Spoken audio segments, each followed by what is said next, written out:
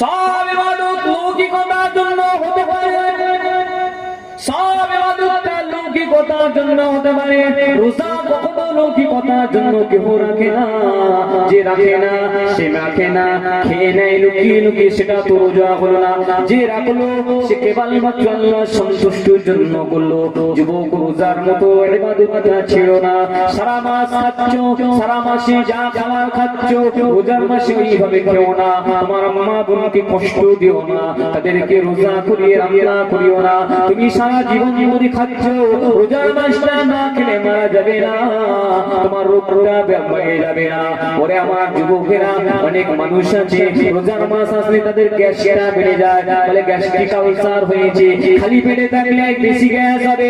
এই যুবক, আল্লাহর নবী বলে দিয়েছেন, যদি কোনো বান্দা খালেসে রোজাটা রাখে, নিজের রোজাটা রেখে দেয়, আল্লাহ পাক শরীরের সমস্ত ব্যামোগুলো, ভাইরাসগুলো, রোগ ব্যাধিগুলো আল্লাহ পাক রোজার ওসিলায় দূর করে দিয়ে থাকে।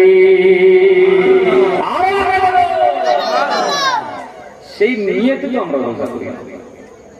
ও মনে করছে প্রথমেই মনে নিচ্ছে যদি রোজা রাখি গ্যাসটা বেড়ে যায়, তোর তো গ্যাস এমনিতেই বাড়বে, তোর গ্যাসের পেটটা ফুলে যাবে রে। তুই রোজার মাসে খেয়ে রোজাদারদের সামনে ঘুরে বেড়াবি, তোকে আল্লাহ পেট ফুলিয়ে মেরে দেবে।